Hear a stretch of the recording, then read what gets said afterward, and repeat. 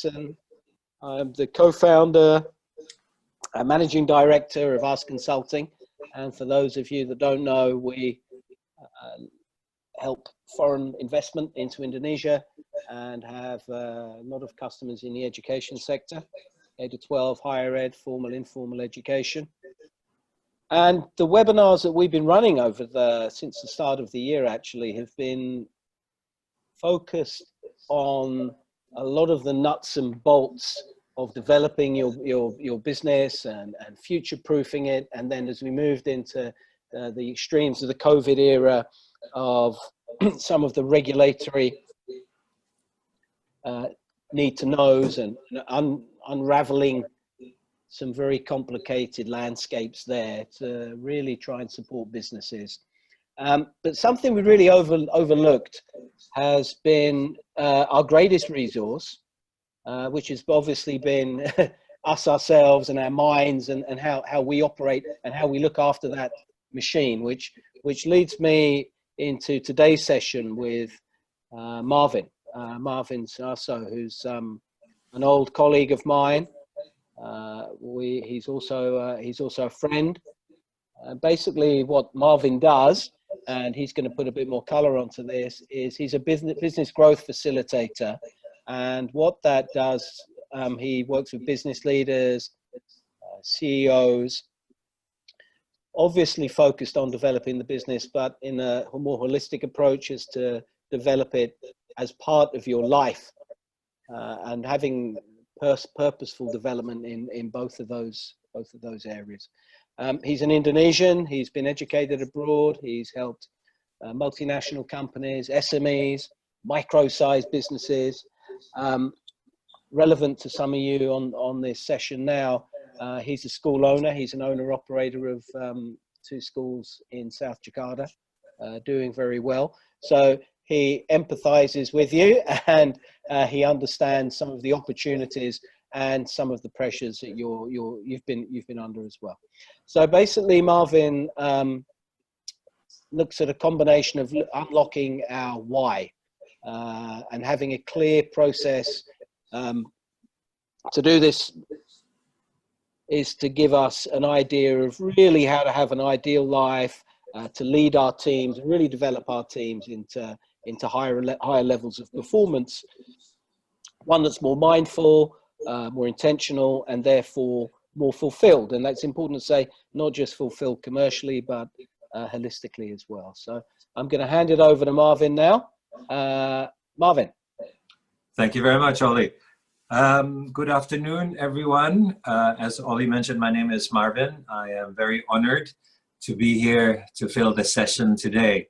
And as the title of this session goes, it's about sharpening our inner game. It's about working on our mindset.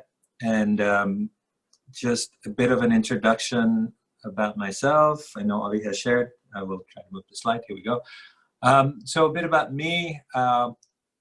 Clarity, I suppose, is the one word that I choose to sort of be known for. What I do is I provide clarity to how CEOs and their executive teams lead and manage their businesses better so that they can positively impact the world to be a better place.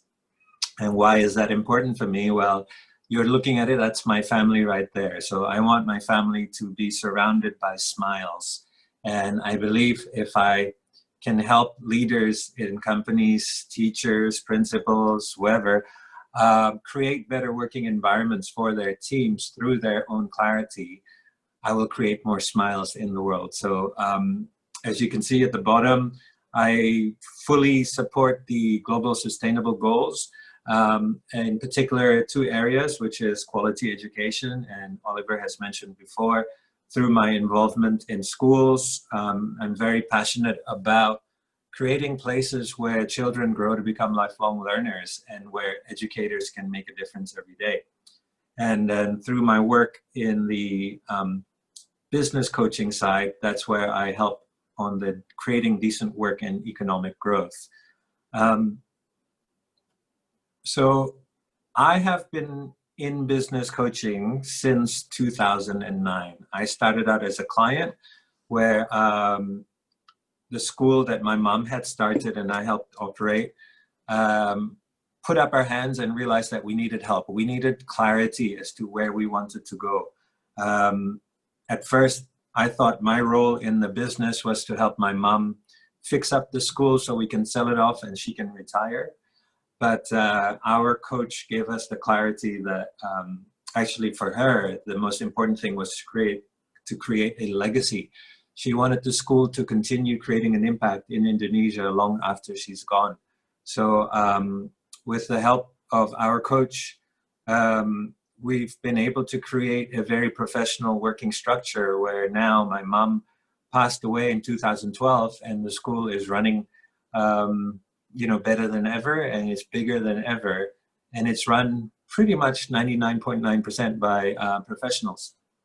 So I felt very much helped by my coach, and I got inspired to help other people to really realize that, once we have clarity, we can build the life of our dreams.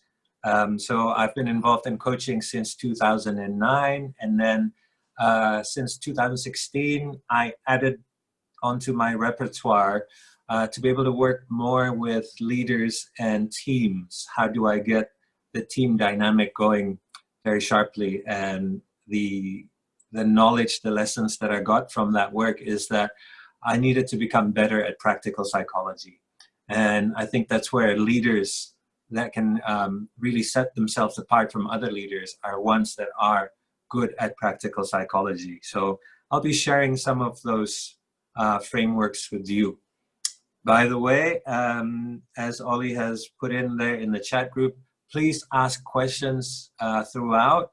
Mau pakai bahasa Indonesia nggak apa-apa, bahasa Inggris boleh juga. If you feel like you need me to explain something, give you more clarity in Indonesian, just let me know and I will repeat. And then starting early last year in 2019, I added on again my repertoire by having more intellectual property that allowed me to scale businesses up. So that gave me even more exposure into working with higher level teams. And so I'll be able to share with you a little bit more about what sets those people apart and what keeps them strong throughout a crisis.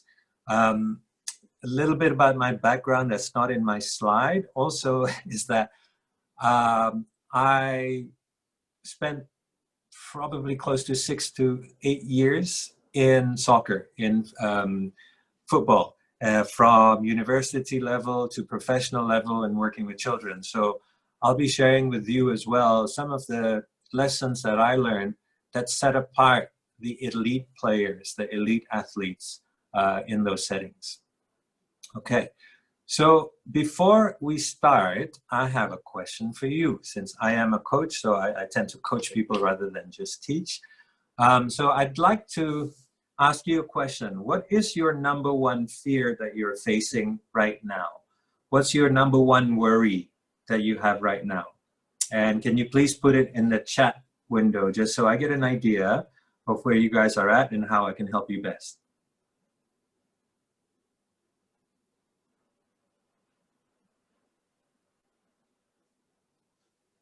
Please tap in the chat window just so I get an idea.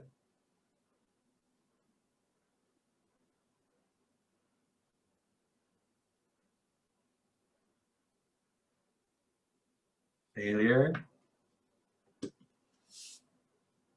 Your son. Can you tell me a little bit more about the failure? I mean, your son, why is that a fear for you? Pandemic, yeah.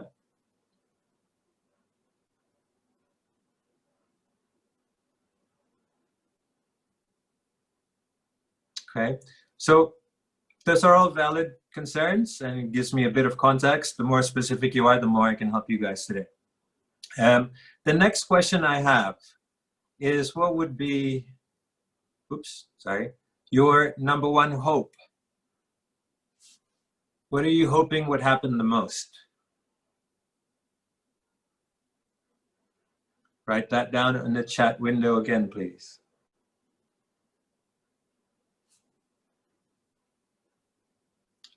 Okay.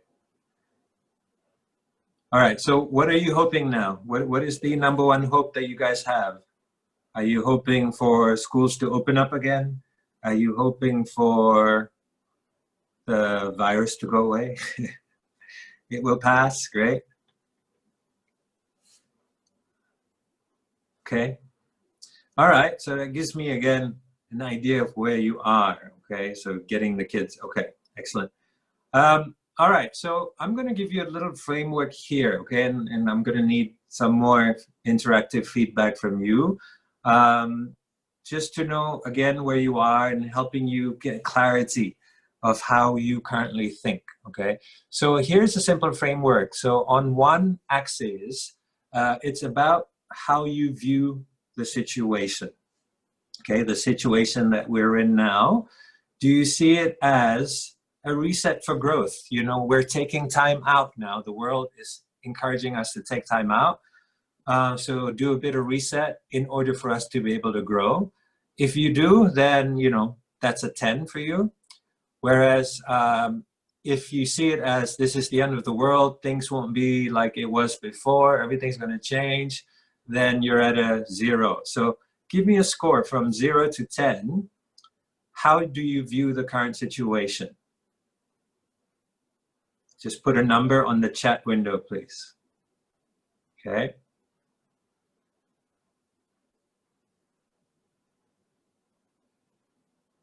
Keep going. I only see 2 of you.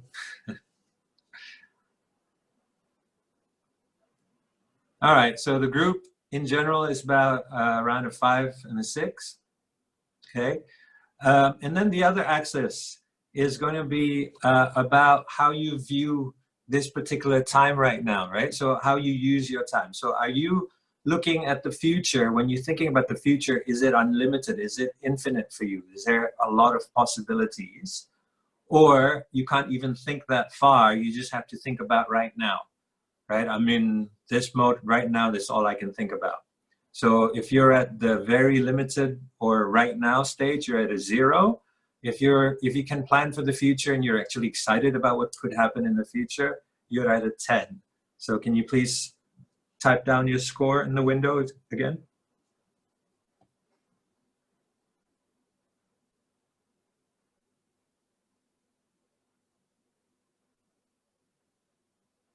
Okay, so a lot of you are still around the 5 or slightly less than a 5.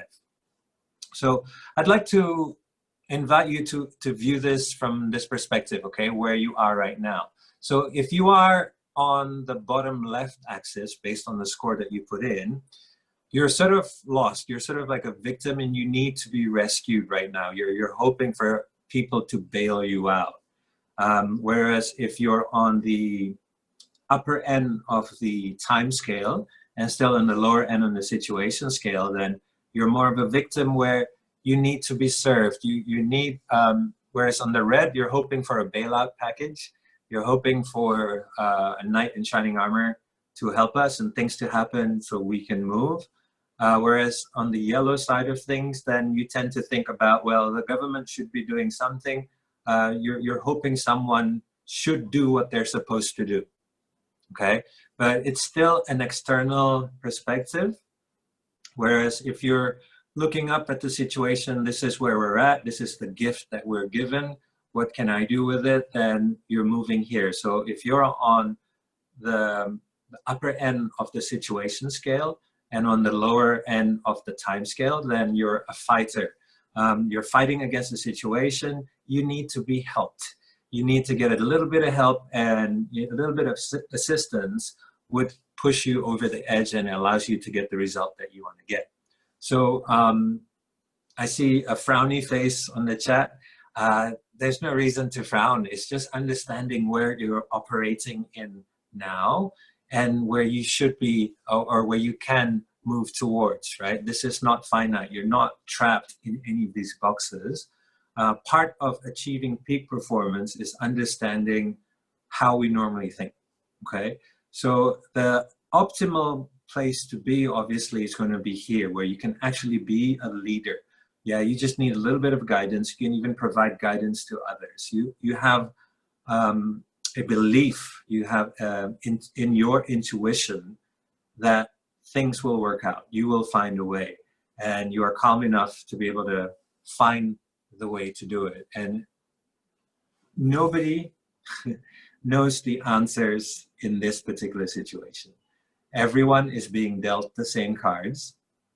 Everyone is starting from the same starting point.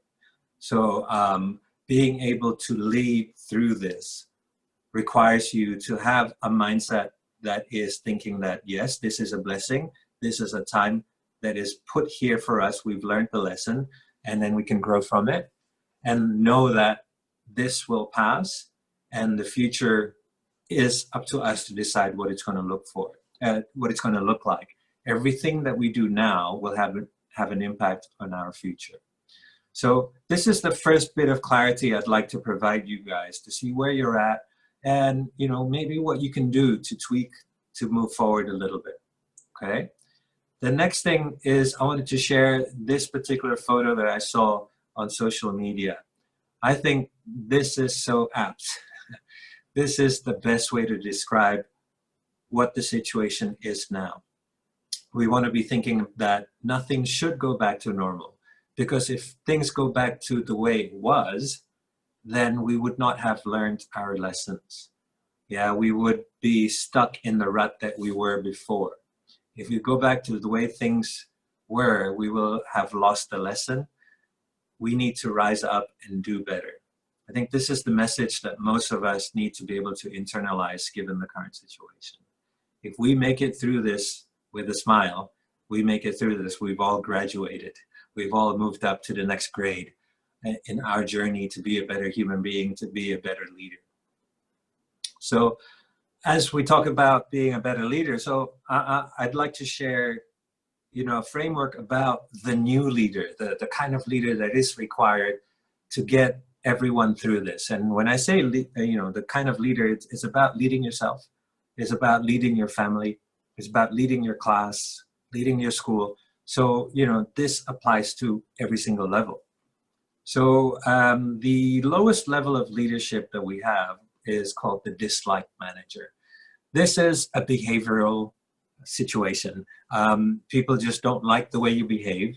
It rubs them the wrong way for whatever reason. One of the key things that I've learned and I've shared with clients is that leadership is about alignment between perception and intention.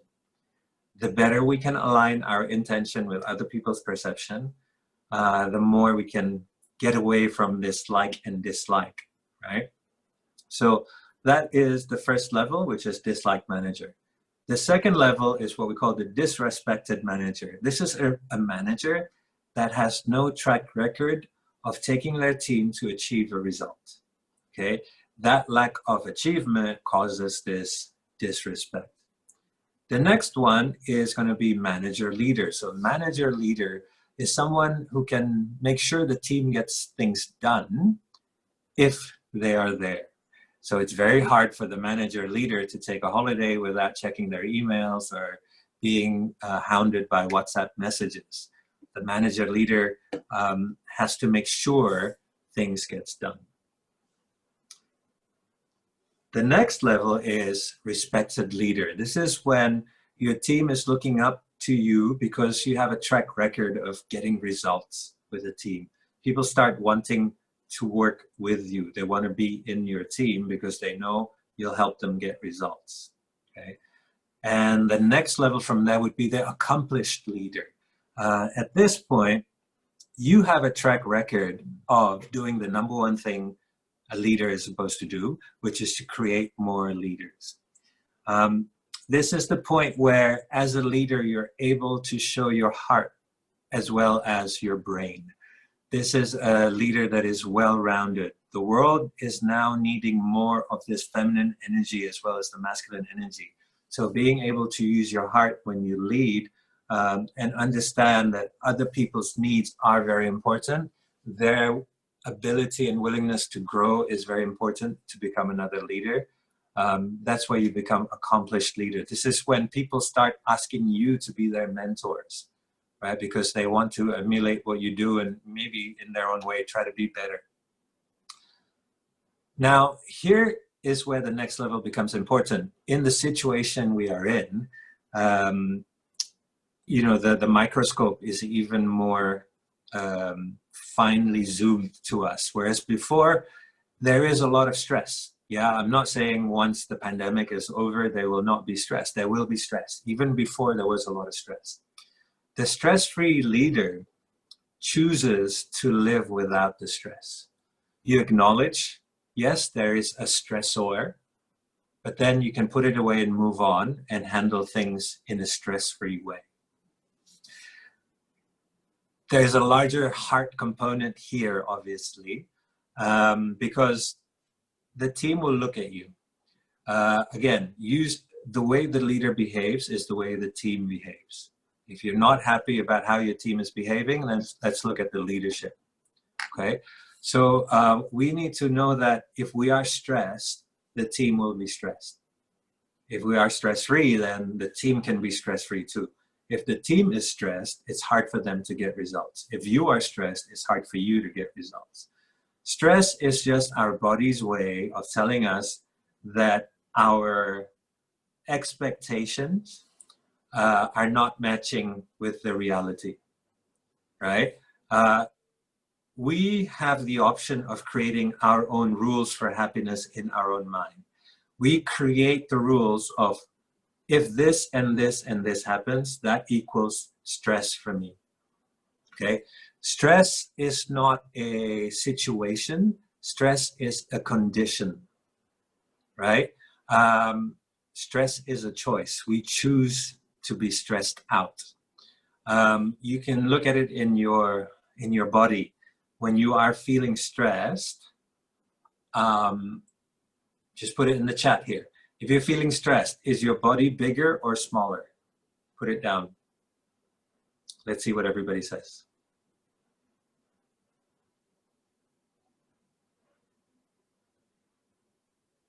When you're feeling stressed, is your body stretched out, nice and big? Are you standing tall? Or are you curled over? Is your chest hunched up? Is your hand coming up to your body? Yeah, so you'll be smaller. So your body is telling you you're entering into a stress mode. It's a feeling that you then choose to keep, right? If you're feeling like on fire, if you're feeling like you're in the zone, you're pumped up, you're excited, you know, you're teaching your favorite class or you're leading your favorite team and you're having a great time at it, is your body going to be small or is your body going to be large? Are you going to be standing tall? Are you going to be speaking in a louder volume? Yeah, it's going to be larger, right? It's going to be the opposite of the stress mode. So there's so many strategies that I could share with you guys on how to reduce stress, but maybe I'll share after this, but one of it is your body. So if you just jump, a simple exercise, if you hold a smile for 30 seconds, you will be in a better mood. Yeah, it's just ridiculous. You feel really bad right now, like the world is going to collapse over you. But if I ask you to smile, look yourself in the mirror for 30 seconds, you will feel slightly better. So the ability to manage stress, to be acknowledging stress and then putting it away, is going to set you apart. Yeah, and this is what the world needs right now, because we're in a stressful situation for a lot of people because they don't know what to do. There's a lot of uncertainty. They don't know how to manage expectations. So this will set you apart as a leader.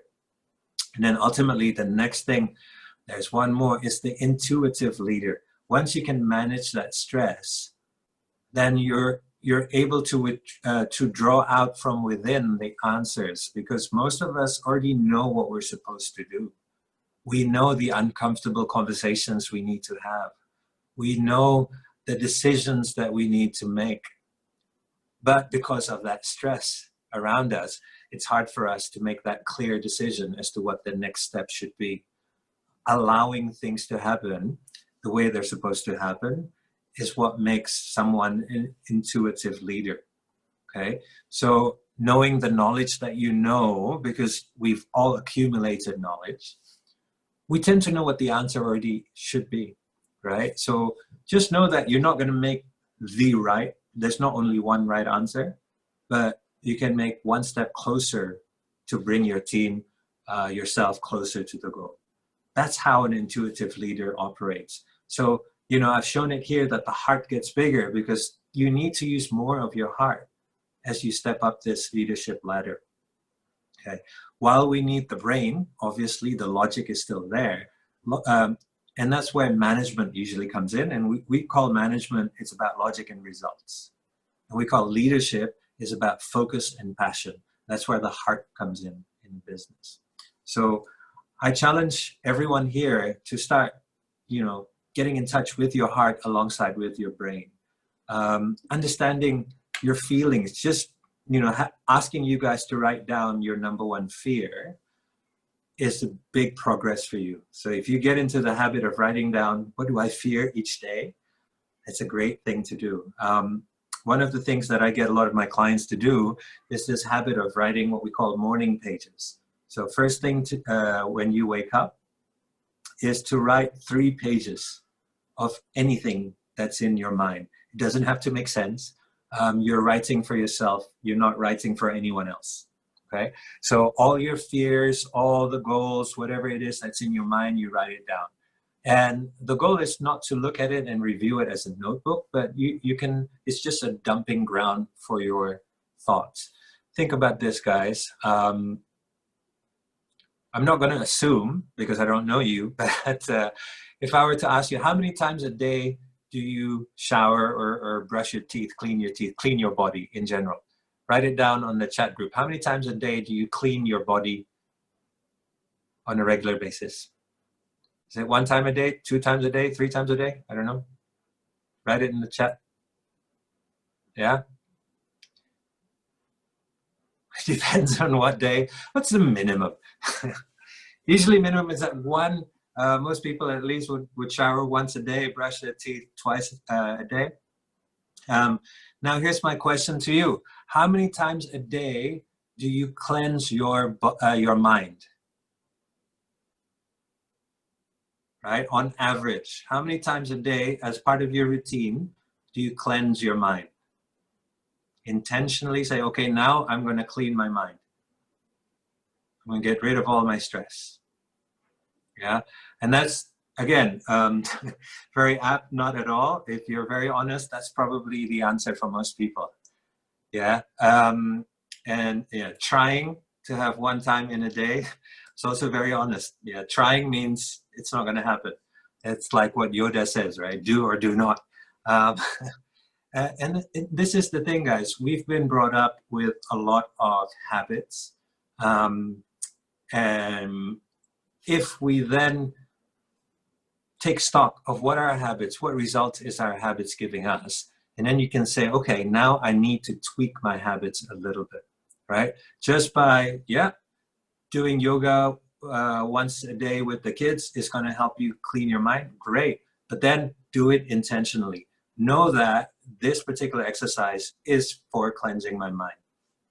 Okay, just don't think of it as a side benefit, but that should be your main benefit, because unless you clean your mind on a regular basis, it's going to be hard.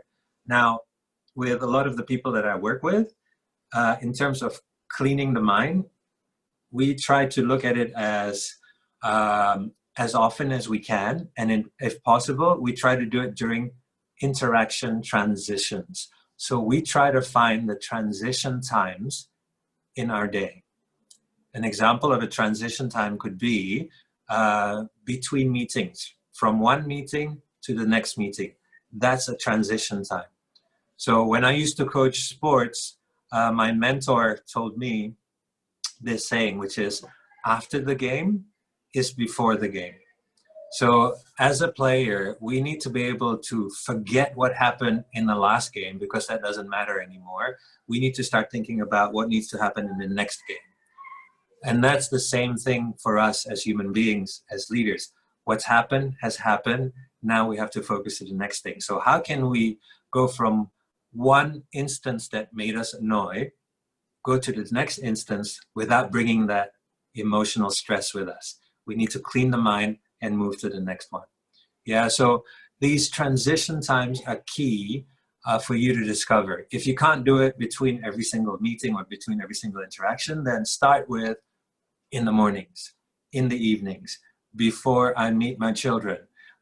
You know, whatever it is, you just pick one, and that gives you that routine, because routines will set you free. Okay, so here's probably a very apt slide after speaking what we spoke about just now. We don't rise to the level of our expectations, but we fall to the level of our trainings. So if we never train our mind, it's going to be hard for us to expect our mind to rise up during a time of stress. Okay, you know, if you think this is something that's, I'm sort of developing this theory, but if you think about the highest performing individuals in the world, they usually are part of an elite team. They would probably be an athlete. It could be an individual athlete or a team athlete, but even an individual athlete, they surround themselves with a high level team, or somebody in the army. Okay, these guys is the difference between millions of dollars, right? If I win the championship, we can get millions of dollars, or if I lose it, we'll lose millions of dollars. Or with the army, it's about life and death, right? If I make a mistake, somebody actually dies. Now, so the level of their training is much, much higher than the level of training of the average person, right? Because they have to be prepared for stress situations. Now, I would like to ask you guys, your level of training so far, is it to prepare you for the good times, or is it to prepare you for situations like this right now? So I'm betting it's probably the first one. So again, if we want to be great, we need to train for greatness. You need to train for your mind, okay? So I'm going to give you some simple tips here. So I've already shared with you a couple, but I'm going to share with you some tips going forward now. You need only 2 equipments if you continuously want to train your mind, okay? The equipments are your thoughts. Being aware of your thoughts, training your thoughts is going to be key, okay? And the next equipment that you need are your habits. Again, routines will set you free. These 2 things, if you continue to practice them, continue to practice on managing your thoughts, having positive habits, will allow you to have a stress-free leadership experience, and maybe make you allow you to break through to that next level of the intuitive leader. Okay, so let me show you about the thoughts. Here's an example, and play along with me here. So if we have a circle, right, and imagine inside this circle are the things that we think about, right? Everything in this world that we think about is in this circle. What we call this circle, the circle of concern. These are all the things that I'm concerned about, okay? And within this circle of concern, there's a smaller circle. And the smaller circle is called, this is called here, the circle of influence. These are things that we can actually influence. These are things that we can actually do to impact anything within our circle of concern, okay? So, for example, the cure for COVID-19, right? Making sure that we have a vaccine. That is probably in everybody's circle of concern. Is that correct? Yeah. Now, is finding the vaccine for COVID-19 within anyone's circle of influence in this webinar? Probably not, right? Unless we have some sort of science department at some university in this call. But it's not within our circle of influence. If it is, what can we do? We could probably donate to a certain institution that is researching a cure for this. That is within our circle of influence, right? keeping ourselves healthy, that is within our circle of influence. If we really want to cure and I want to stay healthy, then okay, I got to make sure I exercise. That choice is within your circle of influence. If I want to make sure I'm healthy, I better eat right. So, well, that choice is in the circle of your influence. I need to get enough sleep. Well, that choice is within your circle of influence. So if you focus on that, that will allow you to have a stress-free existence. If you stay in the circle of concern outside of your circle of influence, that's where stress lives. If your predominant thought is, I like the way things were, I wish things was like it was before, or I wish things could be better, and you know, people should be doing this. If people do this, then things would be better. That is living in the circle of concern outside of the circle of influence. All right. So again, I'd like you guys to just, I don't want you to type this in the chat, but just think, on average, where do you spend most of your thoughts? Are your thoughts running just in the circle of influence, majority, like 80% of the time in circle of influence, or 80% of the time in just the circle of concern outside of the circle of influence? That will determine how you see the world.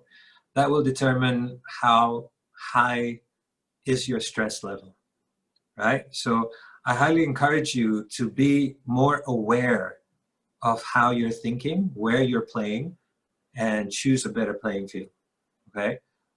So circle of influence is the way things are right now. What can I do? What will I do? This is what it is, right?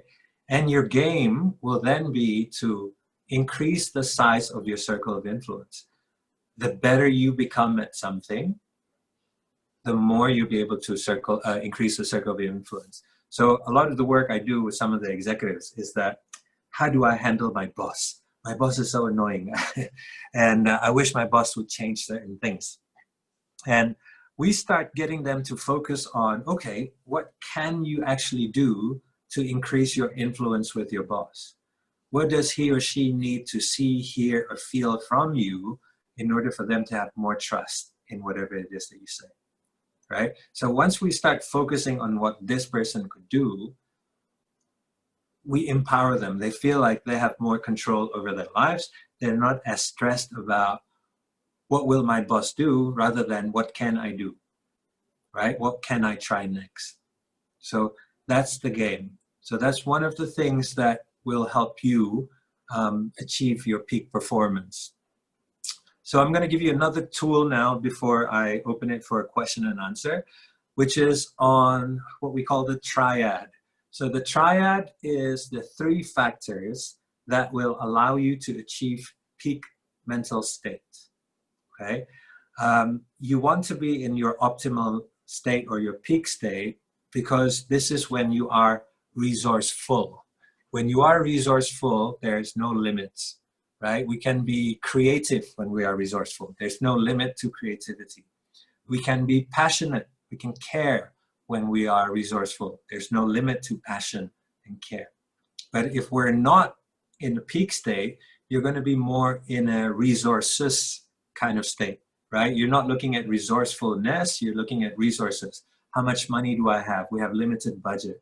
We have limited time. We have limited people. And then you start going into, I wish we had more. I wish, right? But if we can change that to resourcefulness when you are in the peak state, then you can really play at what else can we do? What are the other possibilities, right? And you can do that with a smile and get you excited because now you're in creation mode, you're in creator mode, okay? So I'm going to share with you the 3 things that can get you into peak state. Number 1 would be your thoughts, your focus, right? Your psychology. What are you thinking about? Are you thinking about circle of concern or circle of influence? Yeah. Are you thinking about all the negative stuff that's happening here, or are you thinking about the opportunities? Are you thinking about, oh, I wish things were like it was before, about the past? Or are you thinking about, wow, this is a great challenge. If I can overcome this, this is going to be the new me. This is going to be, this is the most exciting challenge I've ever faced, right? So the way you think will affect how you feel. So thoughts or focus is number 1. And Another story I can share with you this, right? Actually, I think just a couple of weeks ago, there was a story of a fancy sports car hitting a light pole or like a tree or something like that on the toll road between Jakarta and Bogor, right? What are the odds of this fancy sports car hitting the one thing that's standing there? Yeah, it's actually quite high, because what happens when if you're learning to ride a Formula One car, so I've had the opportunity to try it, wasn't a Formula One, but one of these fast cars. The first thing they taught you before you get on that wheel is say, okay, your car is going to spin. And when you spin, I want you to look, just keep your eyes on where you want to go. Yeah, don't look at where you don't want to hit, but look at where you want to go. And then your hands will automatically follow. And that's the same thing. As human beings, we are trained from our prehistoric days to avoid danger, to avoid the dinosaurs from eating us. So we're always looking for the danger instead of looking for the opportunity. So I invite you during this crisis to look for where you want to go. What kind of leader do you want to be? What kind of teacher do you want to be? What kind of person do you want to be? And focus on that, and then the rest will follow. Okay? The next thing is going to be on the type of words that you choose. So like I said, right, the only teams that have to deal with life and death situations would be the military and maybe the medical field, right? But the number of times I've heard the words fatal mistake used in a work setting is insane, right? And every time I hear that, I ask the question, did anybody die? And the answer would always be no. And then I said, so it's not really that fatal, is it? It's just a mistake.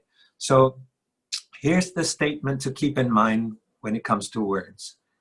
Everything is neutral until I give it meaning. So the words you choose will give meaning to your situation. This is a bad situation or this is a good situation. Unless you call it that, it's just a situation. All right? So be very careful about the words that you choose. Listen to the word choices of others. It gives you a chance to help them get into peak state. And the third one is your body. We spoke about this before, right? So yes, we do need to keep our body healthy and everything, but more importantly now, during work from home, it's important about how we are set up at home. When you are taking the call, is your laptop raised up higher eye level or is it below eye level? Yeah, just your posture alone, just by you sitting up straight, and you could use books, you could use pots and pans, whatever it is to hold your laptop up. But just by sitting straight, you are in a better frame of mind. If you're slouching, you're going to be in a less positive frame of mind. Okay? If you jump up and down and smile or listen to a really cool music and get you moving right before you call, you will be in a better state. Right? So right before I jumped on this call, I did a bit of meditation to get me into this state to be able to teach better for you guys. So that's the three things: your focus, your words, and your body. Psychology, language, or physiology, whatever you want to call it. All right, so that's my lecture for today. I'm going to throw it up for some questions and from the audience. So anything from you guys? Marvin, while people are trying to distill a lot of the tools that you put in front of them there, I'm going to give you something to perhaps answer. I mean, as a lot of the people on this call are going to be part of teams, but definitely leading teams, if not companies and organizations. So a lot of what you've put here is very actionable. You take it away, not necessarily all of it, and implement it immediately for yourself. So what do you say to people who have a bit of an epiphany now, thinking, wow, I'm going to take that away and I'm going to do it with my team Monday morning, even this evening? What would be practical steps for that? Sure, great question. Yesterday, I hosted a web event where we had 5 C-level leaders from large companies become speakers. And I asked them the question, what will be the first thing? I asked the exact same question. What's the number one thing they should do first? What's the number one advice you would give to anyone? And without fail, all of them would say, look after yourself first, right? Before we start thinking about what we can do with our teams and everything, I would highly recommend for you to get clarity as to how do I operate? How am I operating now? And what can I do to improve? Because again, there's a saying that says you get the people you deserve. So as a leader, if you want a better team, then become a better leader. If you want a team that has better performance, then become a high performance leader. So with the triad that I shared before, get clarity on what are your thoughts? How can I have better thoughts? What are the words that I tend to use? How can I use better words? What would be better words for me? And then what is my posture like normally? How do I prime my body for the next event? And start thinking about creating routines around those things. So that would be my number one advice for the first step.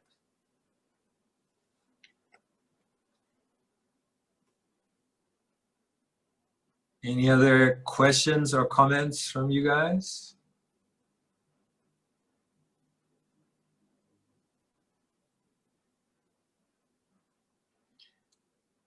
Okay, if people are feeling very, there we go. Is there any strategies to stop overthinking? The simplest one.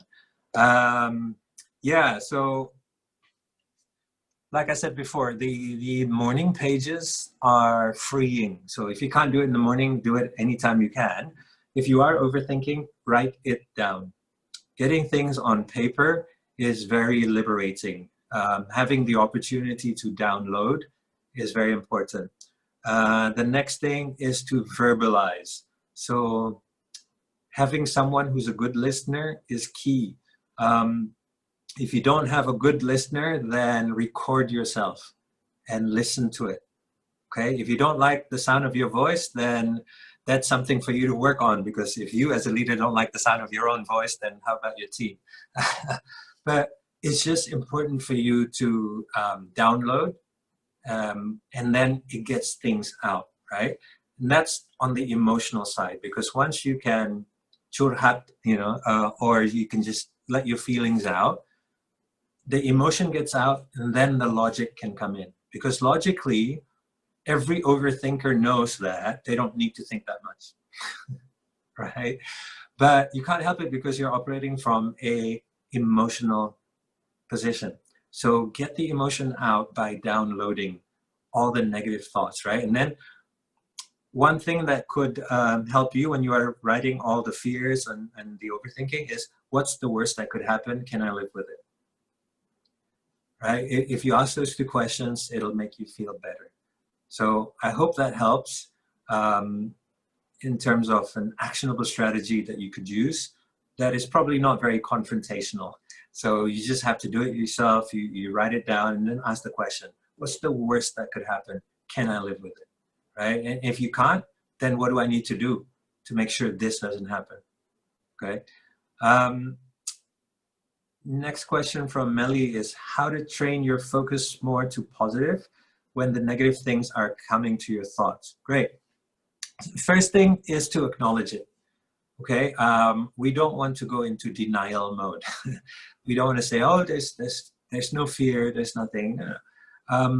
When you have negative thoughts, it's just your body's way of showing you that it cares about you. Right? It wants you to say, hey, I'm worried about this. Please give me a hug. So give it a hug, say thank you, acknowledge it, and say, okay, now let me take care of this. Okay, so we need to understand that our body is being controlled by two different entities. I'm getting into a fun part here. So within all of us, we have a part of us that's kind of like a child, right? The child wants certainty. The child wants comfort. The child wants attention. And then we have another part of us that's kind of like the adult, right? Or I call this the master. The master knows what will happen. The master has faith. The master is allowing for things to happen. The master is calm. It acts more like a guide, right? So the child and the master, the child and the adult, is continuously fighting to have control over our body. Okay, so when the child comes in with a negative thought, just like any child, you would put your arm around that child and say, there, I hear you, must be very scary, right? And then now let's look at this together. Let's approach this together. Or in another way, let's let the adult look after this, right? Let me look after you. So don't deny your feelings. It's very important to appreciate them. But then it's a signal. What do I need to do better now? So from that point, and then you switch, okay? If I'm feeling stressed, or let's say I'm feeling scared that we might not have enough money, okay? Acknowledge that. That's a valid fear, right?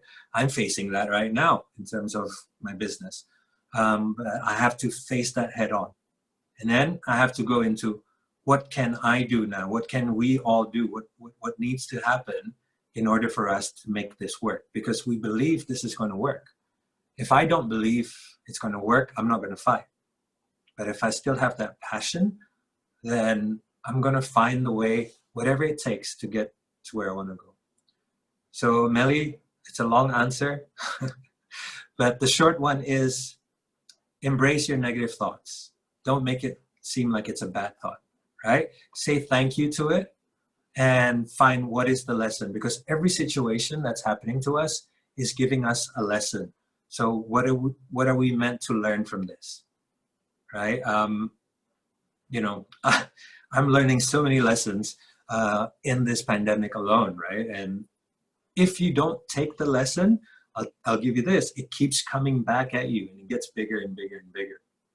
So whether it is, I need to fire that person, or I need to have this uncomfortable conversation with another person, that's the lesson, you know, or I need to be more patient, or I need to be more allowing, whatever it is, but you need to take that lesson and take it and learn from it. Just like you as the teacher insist on your kids, right? What if doing negative habits can give us more focus on positive things? I'm curious, Edmundus, what kind of negative habits allow us to have more focus on positive things? Can you share an example of negative habits?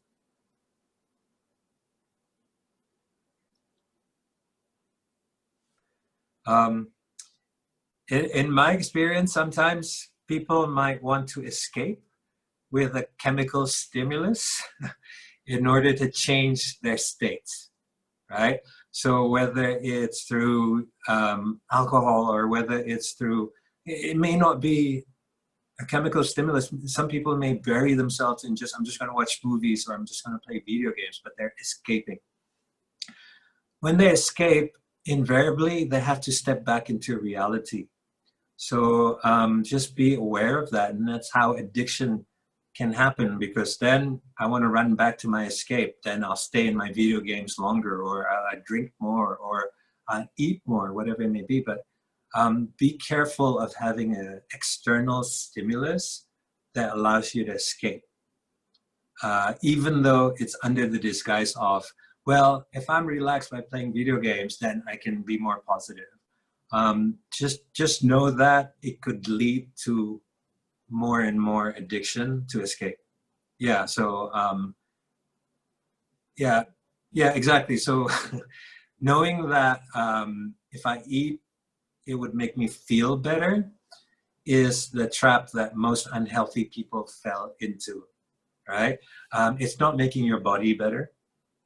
And when you stop eating the food, the guilty feeling will come, or the negative feelings still will come. It's not going to make the negative feeling go away. So, you know, understand what are the lessons, what are the fears that you have around what's happening now. What do you need to face, and face it head on. So I'd be very mindful of external habits. Have it as a treat, that's fine, but I'd be very mindful of incorporating external stimulus into your habit. I hope that helps.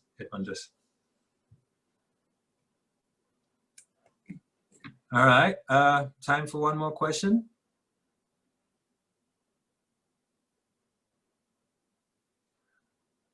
Okay. If you guys want to get more ideas, resources, get in touch with me. I offer pro bono coaching sessions. So I'm basically, during this pandemic, I'm all about helping.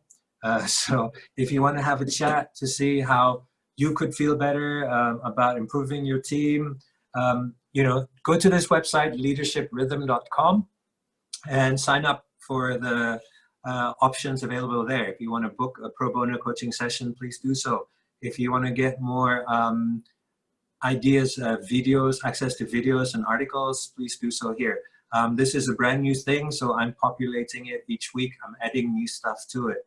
So it's all free and you get access to it. There's some paid programs there as well. If you're interested, then by all means. But, I'm here to help. So let me know how I can serve you guys best, and I will do so. All right. If there are no further questions, I'll pass it back to you, Ollie. Thanks, Marvin. That's fantastic. It's a real privilege. I know how busy you are, how consumed you've been, not only with your clients, but also with your own businesses as well, making those successful. And really the learning for me is one I've always known, and our relationship, professional and personal, has always kind of had this at the front of it, is the keys to the castle, obviously facing your realities and taking ownership and getting things done. So that's from my side. I'm sure everyone else has got their own learnings as well. I really encourage you to hook up with Marvin. A lot of what he does is free. Take advantage of those pro bono sessions. Really, really support that. And I know how difficult it can be, from my own experience, to seek help and to really get your mind in tune with what you want to do commercially. And the first step in that is attending sessions like this. So thanks to everyone from that. I'm going to paste in a link into the chat room, a little feedback session report. Take you 2 minutes to fill out, and it will give really useful feedback to ourselves and of course Marvin. So thanks for attending today. The next webinar series is actually tomorrow and on Monday. I think some of you are already in that. It's unfortunately it's less about the state of mind and getting things done and more about the nuts and bolts. It's about HR and managing some of those concerns around that. But hopefully you can use the practical skills from that in a lens that is more mindful and more conscious that Marvin has just been sharing. So thank you, everyone. See you all soon. And Marvin, really appreciate your time. Thank you very much. My pleasure.